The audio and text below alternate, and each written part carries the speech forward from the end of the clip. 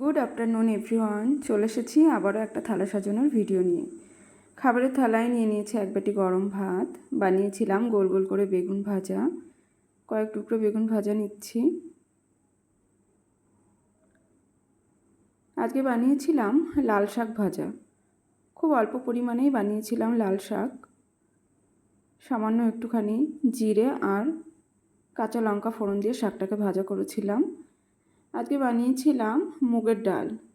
মুগের ডালের মধ্যে না আজকে লাউ দিয়েছিলাম। এই লাউ ডালটা গরমের সময় খেতে বেশ ভালো লাগে।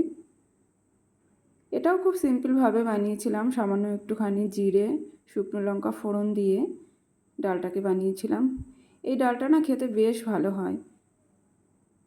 আর অনেক দিন ধরে ফ্রিজে কিছুটা দুধ জমেছিল, তো আজকে ভাবলাম ওটাকে দিয়ে একটু পনির বানাই। তো ঘরে বানানো পনির দিয়ে বানিয়েছিলাম আজকে পনির মশলা। অনেক দিন বাদে এই রেসিপিটি বানালাম। পনিরের মধ্যে একটু ক্যাপসিকামও দিয়েছিলাম। আদা জিরে শুকনো লঙ্কা কাজু বাদাম মগজদানা এগুলো সব কিছু দিয়ে খুব সুন্দর হয়েছিল এই পনিরের রেসিপিটি। আজ না আমার ঘরে ছিল নিরামিষ, ওর জন্য সব কিছুই নিরামিষ বানিয়েছি। কেমন লাগলো আপনাদের আমার আজকে দুপুরের থালি কমেন্টে অবশ্যই জানাবেন।